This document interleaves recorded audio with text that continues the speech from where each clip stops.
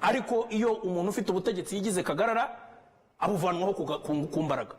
Inkengero z'ikiyaga cya Kivu n'ubwo imirwano yari irimbanyije, ariko mu by'ukuri ubona icyo umuntu yavuga ari uko nyine abantu batuje bakomeje ibikorwa byabo bya buri munsi.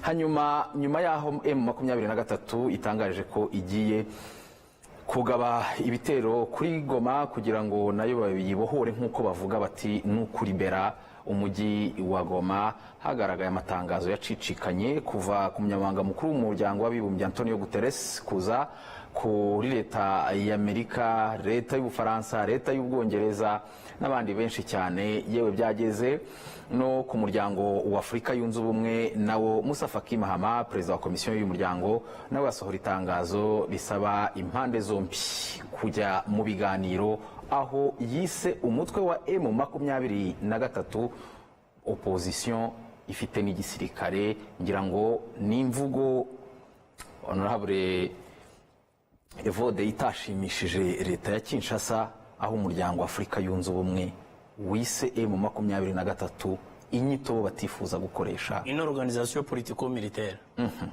Opposition. Je dis opposition. Ce sont opposition politico-militaire. Ni ukuvuga ngo opposition turajya kubivuga ngo na abanyapolitike bafite ishami rya gisirikare barwanya cyangwa se batavuga rumwe n'ubutegetsi buri Kinshasa. Bishatse kuvuga ko umuryango wa Afurika yunze ubumwe ubona M23 déjà légitimé la cause. Ni ukuvuga ngo yes, ni legitimation ya cause yabo, ni ukwemera impamvu barwana. Nicyo bivuze kuvuga ngo ni opposition politico-militaire. Opposition politico-militaire mu gihe Kinshasa yo ivuga ko ari abateroriste. Tanto yemera ko ari abateroriste, ubundi kavuga ko batabaho. Erega ni nacyo kibazo nkomeza kugira cya kibazo cy'akaduruvayo kabo muri communication. Rimwe baravuga ngo twavuga ko yatangiye kubona intsinzi mu birebana na diplomasi, niba ku rwego rw'umuryango wa Afurika yunze ubumwe bashobora nyine kubaha ishingiro ry'intambara barwana. Ntabwo il ne faut pas jouer avec le vocabulaire. Ntabwo umuntu wakuvuze ngo ni opposition politico-militaire, uwo muntu ntabwo ari umusazi, azi icyo ibyo bivuze. Ntabwo ari impanuka. Oya, ntabwo ari impanuka. Ntabwo umuntu apfa gukoresha terminology nk'iriya atazi icyo avuga. Kandi African Union hari aho yagezeho iravuga iti mwadufasha, ariko ubu abanyafurika natwe dushobora kwikemurira ibibazo bitureba. Ni nayo mpamvu nuriya muhuza wa Joao Lorenzo, muribuka ko ari umuhuza washyizweho n'umuryango wa Afurika yunze ubumwe. Hanyuma nubwo abanyaburayi bakomeza kuvuga bagasakuza bakavuga ngo mugire gutya, erega biriya bintu byose ngewe iyo ndimo kubireba mu buryo bw'amategeko na biriya bavuga ngo agression, ubushotoranyi, oya agression ngewe nta muntu wagresa undi. Techniquement parlant, juridiquement parlant, iyo tuvuga amategeko mpuzamahanga, l'agression ni igihugu cyateye ikindi, sibyo? Ni igihugu giteye ikindi. Icya kabiri, buriya bari abantu muri DRC mu 2006 muzi ko bagiye muri ICJ, International Court of Justice, ntibagira ikintu bakurayo. Iyi agression rero mwe mukomeza kuyivuga, European Union kayivuga, abantu bivugira bakabivuga, abantu bose bashatse bagakora za declaration bashaka, ariko iyo agression igomba kuba juridiquement établie par la Cour internationale de justice kugira ngo twemeze ko ihari. Kuko kugeza ubu agression ni abantu biganirira, kuvuga ngo hari impuguke za ONU zabyanditse, kuvuga ngo Muyaya yabivuze, ibyo bintu byose biracyari ibintu by'abantu biganirira nyine. Ariko kugeza ubu ntushobora kuvuga ngo hariho agression. Ariko ikintu perezida yavuze gusa, yaravuze ati nibibeshya nibatera u Rwanda, we are ready to defend ourselves. Ibyo rero bavuga, turi ready gucunga umutekano w'iki gihugu no kurengera abaturage bacu. Biriya rero barimo kwiganirira, ni ukuvuga ngo niyo mpamvu ndimo gutekereza yuko iriya terminology yakoreshejwe na African Union ntabwo twavuga ngo ni intsinzi mu rwego rwa diplomasi, ariko ni point de départ nziza kuri M23.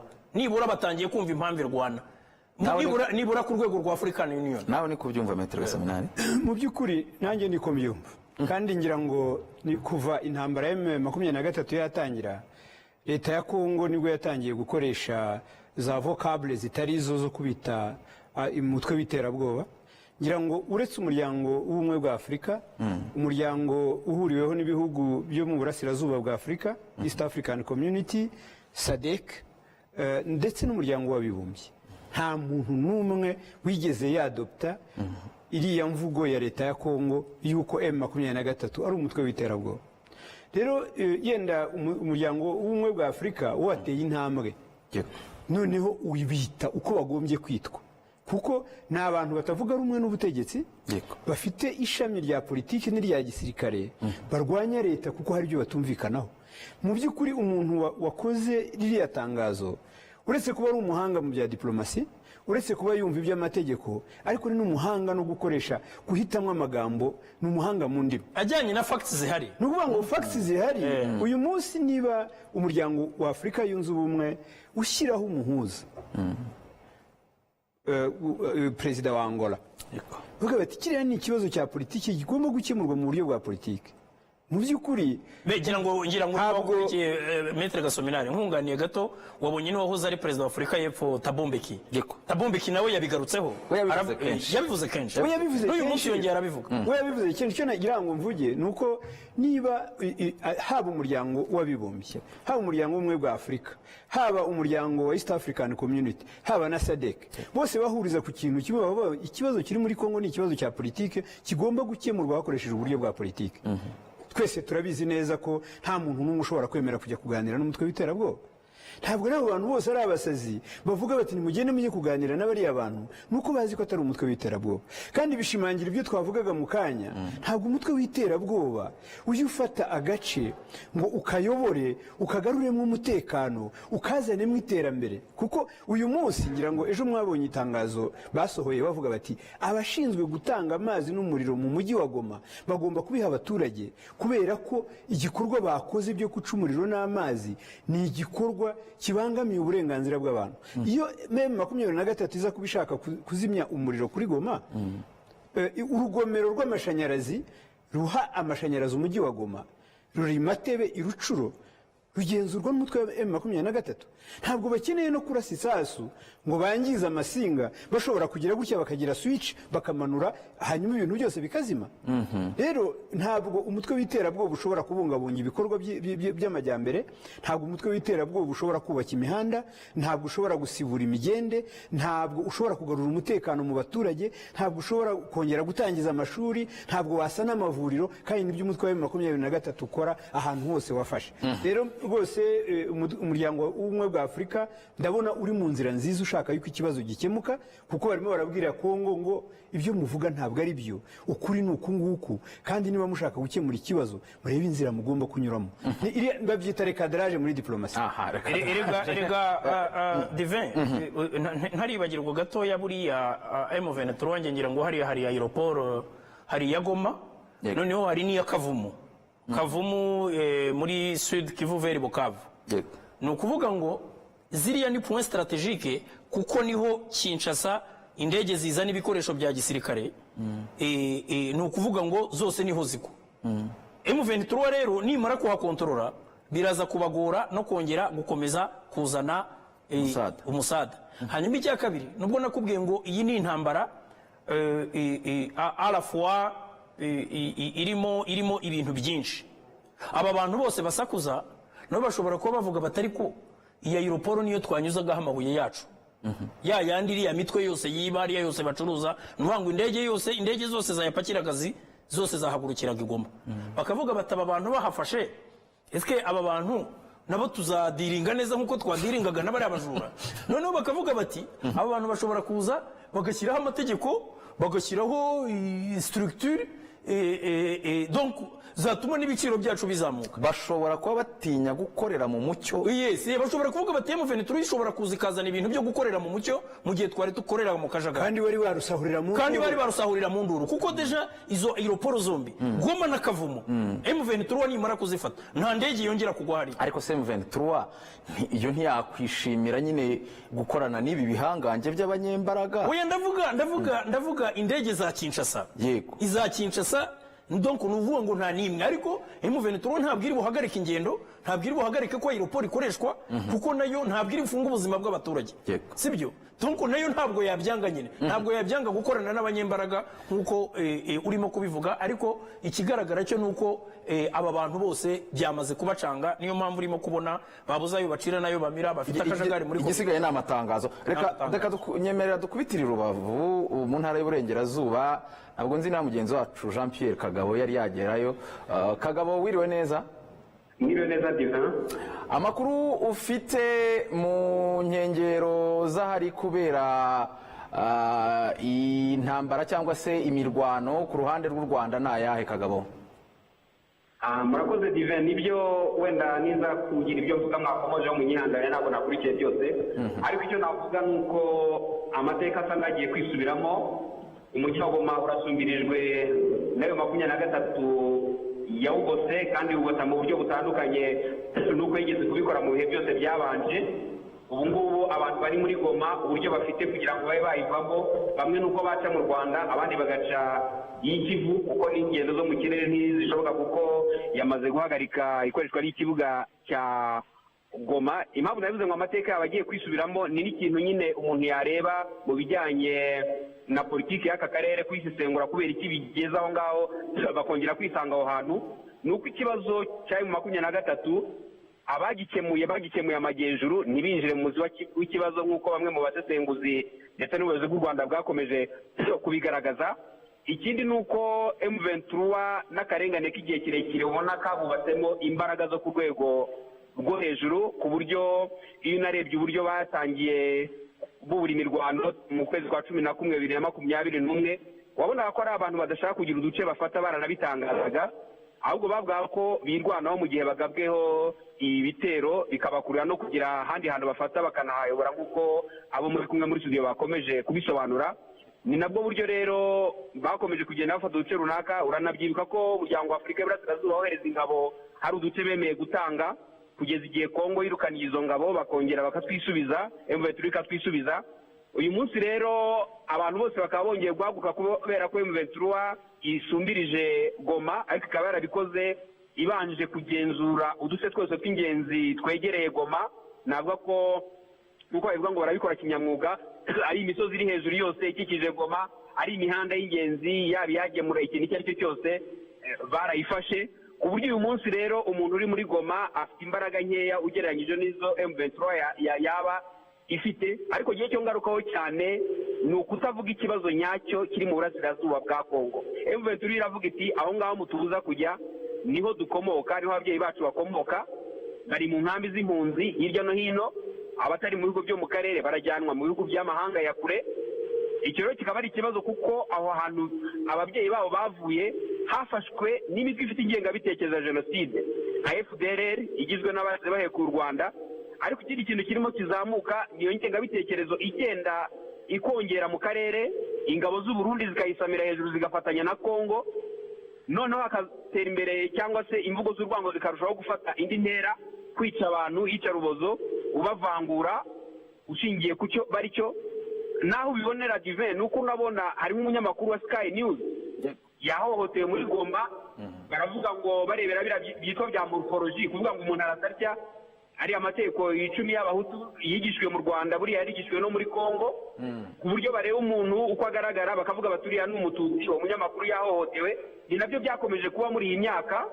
Hanyuma rero abasesenguzi benshi n'abantu bagaragaje kino kibazo bakibaza impamvu iki kintu kititaweho cy'imvugo z'urwango, kwica abantu ushingiye kuko basa, ibyo ntibyakomeje kwitabwaho, ahubwo hakabaho nyine ihuriro nakita ikibi ry'ubugizi bwa nabi rihuje ingabo za Kongo, iyo mariage y'ingabo za Kongo na FDLR.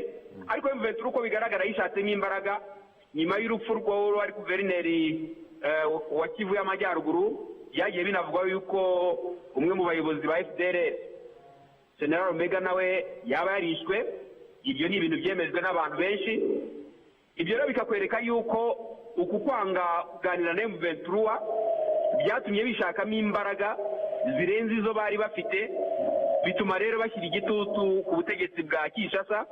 Mu Kinyarwanda burya baravuga ngo umuheto ushuka umwambi bitari bujyane. Igihugu cya Repubulika Demokarasi ya Kongo cyakomeje gukingirwa ikibaba na bimwe mu bihugu bifitemo inyungu, kubera yuko nk'iyo urebye bino bice byinshi byo muri Kivu y'Amajyaruguru wabonaga yuko FDLR iracukura amabuye y'agaciro, baratwika amashyamba, barahinga, ariko babikorana na bimwe muri ibyo bihugu. Ukabona yuko rero Kongo yabaye kubite ntibabwize ukuri. Uyu munsi rero M23 kubera yuko yishatsemo izo mbaraga, n'abasizenguzi twagiye tuvuga bakomeje kugaragaza yuko nko gufata nka Masisi, ahantu nka Masisi kuri territoire, gufata ahantu nka Minova, yongera ku handi hantu bagiye bafata kera, igice kinini cya Kivu y'Amajyaruguru ko bamaze kugifata. Bibaha rero ijambo ryo kuvuga none uyu munsi n'abaterana bashobora kuzahindura imyitwarire kuruta uko batigeze babyitaho mu myaka yabanje. Hanyuma Kagabo, tubwire mu gace urimo kuganamo cyangwa se ku ruhande rw'u Rwanda hakuno mu karere ka Rubavu ibintu byifashe bite? Twahoze tukurikira amakuru avuga ko kuva kuwa gatandatu ku munsi w'ejo kugeza uyu munsi hakomeje mu Rwanda kwinjira abantu navuga ngo bakoresha ibyangombwa mu buryo busanzwe bakanyura ku mupaka, ndetse uyu munsi umupaka muto uzwi nka Petite Barriere leta ya Kongo yarafashe icyemezo cyo kufunga hakoreshwa Grande Barriere gusa. Mu kanya nabonaga amashusho avuga ko usibye abakozi ba Loni bahungishirijwe i Kinshasa, ariko hari n'abandi noneho bari bahasigaye abakozi ba MONUSCO nabo bafashe iyi modoka ngo binjire mu Rwanda banyuze kuri Grande Barriere. Ibijyanye n'abinjira mu Rwanda hari amakuru ufite? Nibyo Divin, umupaka muto wa Petite Barriere leta ya Kongo yawufunze. Nibutsa ko ari umwe mu mipaka itatu inyuraho abantu benshi muri Afurika, wari usanga ufunga saa 9 bahisemo kuwufunga. Ibyo uvuga rero abantu bafite ubushobozi baba bakorera Loni n'indi miryango baranyura ku mupaka munini bakunda kwita Grande Barriere cyangwa se la Corniche. Abo rero bakomeje kwakirwa hano, bamwe rero bakaba bagiye wenda mu mahoteli, abandi bagakomeza baza nk'i Kigali kugira ngo batege bajye za Kinshasa cyangwa se n'ahandi bashobora kujya.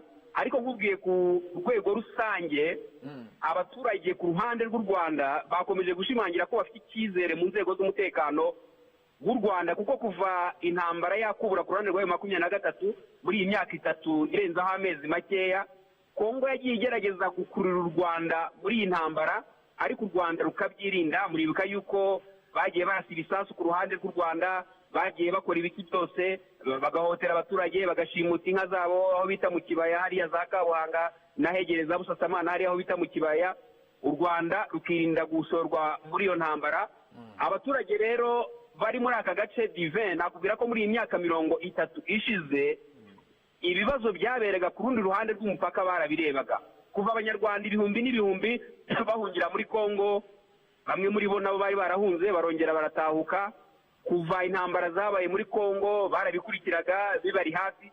Ubona yuko bamaze kumenyera, nubwo wenda ntawe umenyera ikibi, bamaze kumenyera ibera ku rundi ruhande rw'umupaka, bamaze kumenyera imyitwarire y'abaturanyi babo, ariko icyizere bafite inzego z'umutekano kikaba kiri hejuru. Umuntu akaba yanabihuza n'ibyagaragajwe n'ubushakashatsi butandukanye bwabo bwa RGB cyangwa se Sena bugaragaza ko bafite icyizere inzego z'umutekano hejuru ya 99%. Urebye muri rusange u Rwanda rwashyizeho ubwirinzi bukomeye cyane, ntabwo ari ibintu ubona ngo ubiboneshe amaso yawe, ahubwo wanabyibazaho. Aho ugeze hose, haba kuva Kabuhanga, haba hitwa za Busasamana, haba za Cyanzarwe, haba mu mirenge nka za Rubavu, aho ugeze hose naho mu mujyi wa Gisenyi, urabona ko abaturage bari mu mirimo yabo isanzwe, abidagadura bakidagadura, uko bavuga bati twebwe ikijyanye n'umutekano twizeye ubuyobozi bwacu. Abayobozi bafite ukuntu babanye n'abaturage, bafite ukuntu bavugana, kwa kundi ko abantu barebana, umuntu akakureba ukamenya icyo akubwiye nta n'ijambo aravuga. Ibyo rero ubona ko biri ku rwego rwo hejuru, binashimangira ko buriya Divin ikintu kijyanye n'imiyoborere, ubuyobozi bwegera abaturage abaturage uba ubona bafite icyizere ku rwego rwo hejuru. urakoze cyane Kagabo, reka tugushimire, ubwo turaza gusubira mu zindi gahunda, ukomeze udukurikiranire ibijyanye n'iyi nkuru, turasubira. Turagushimiye. Murakoze neza bashimye. Ukomoje Jean Pierre Kagabo ku kijyanye n'icyizere abaturage bafitiye ubuyobozi ndetse n'inzego z'umutekano by'umwihariko, ariko iki cyizere n'iri humure byanashimangiwe n'umuvugizi wungirije wa guverinoma y'u Rwanda Bwana Alain Mukurarinda. Umva icyo yavuze. Hari icyo nabasaba mbere na mbere no kugira icyo mbizi, icyo nabasaba nuko bagendera ku mabwiriza abayobozi babo baba abayobozi ba gisivile, baba abayobozi ba gisirikare. Ikindi ni uko umutekano urarinzwe. Umutekano urarinzwe ku nkiko z'u Rwanda.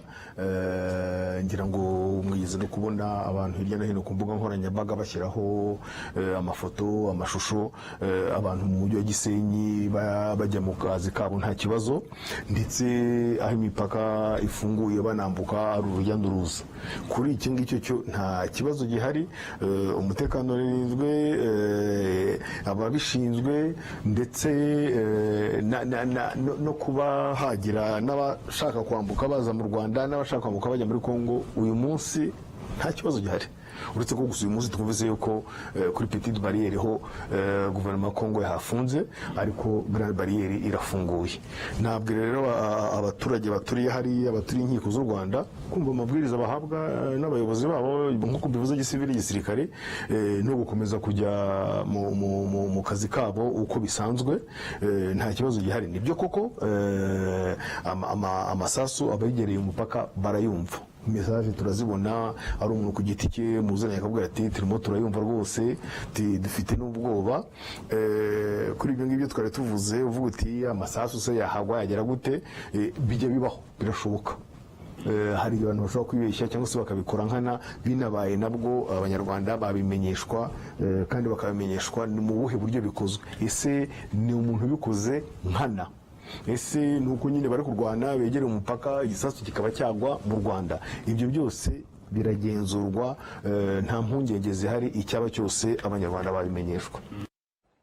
Nta mpungenge zihari, icyaba cyose abanyarwanda babimenyeshwa.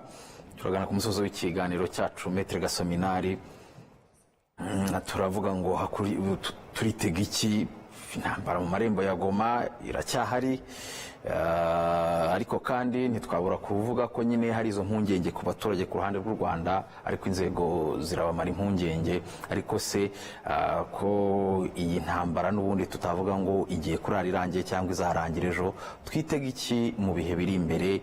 Niba nyine iki cyumweru twavugaga mwagerageje gutindaho kigaragaje ibintu bikomeye nk'ibyo mwavuze.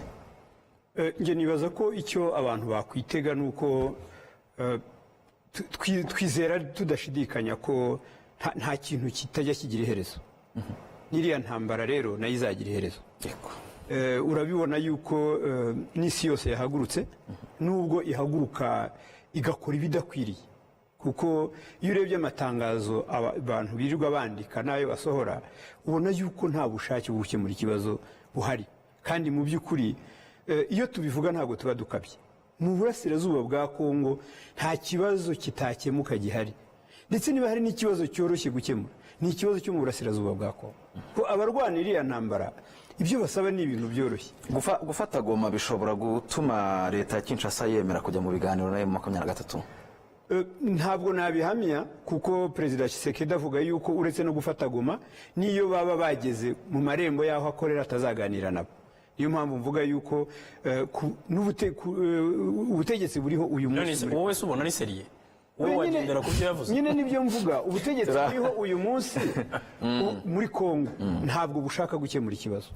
Ariko umutwe wa M23 nufata umujyi wa Goma, nuvuga ngo bizahinduka, kuko aho yavugiraga ntabwo azaba gihari. Igihe azaba ari kuvugira kure, niyifuza kuvugira hafi, azahindura ibyo yari yaravuze. N'ubundi ngo iyo isari yasumbye iseseme, umugabo ajya asubira ku cyo yari yaranze. Ni umugani w'Abanyarwanda. Yego, honorable Vode, turasoje. Twitega iki Kinshasa izava ku izima? Rwanda, Nairobi ziri muri Poemor uyu munsi, kuko zahagaze, zabaye paralize. Yes, zabaye paralize. hanyuma dukurikije uko Tshisekedi ahagaze uyu munsi na administration ye basa n'abageze kuri point de non retour. Point de non retour donc ni ukuvuga ngo bo barahiye ko batazigera baganira na M23, hanyuma u Rwanda narwo rukavuga ruti uburyo bwo gukemura iki kibazo mu buryo burambye ni ukujya mu mizi yacyo, hanyuma M23 na leta ya Kongo bakakiganira kuko ni ikibazo kiri interne. Ibyo leta ya Kongo ntibikozwe. Donc ni ukuvuga ngo rero hagati ahangaha ni iki? Hari ibyo Maître Gasominari yaravuze ko hari igihe umuntu abona asumbirijwe akemera ibyo yari yaranze, kuko ni kenshi Tshisekedi yagiye atangaza ibintu, Perezida Tshisekedi yagiye atangaza ibintu, yavuze ko azahurira na Perezida Kagame mu ijuru, nyuma twumva ashaka ko bahura, ari nawe ubisaba. Hanyuma hari ibintu byinshi yagerageje gutangaza agira ngo ahe icyizere abaturage be, ariko ntabyo ashoboye. Ikigaragara rero nk'uko nabivuze mbere yo ngera nsoze, nk'uko nabivuze, uburyo bw'intambara haba uburyo bubiri: gukemura ikibazo mu buryo bwa politiki cyangwa se kugikemura mu buryo bwa gisirikare. Ni ukuvuga ngo iyo wanze kunegosiya intambara urimo urayitsindwa. Niko byagenze hano muri 1994 nubwo ari twaburiyemo miliyoni y'abantu.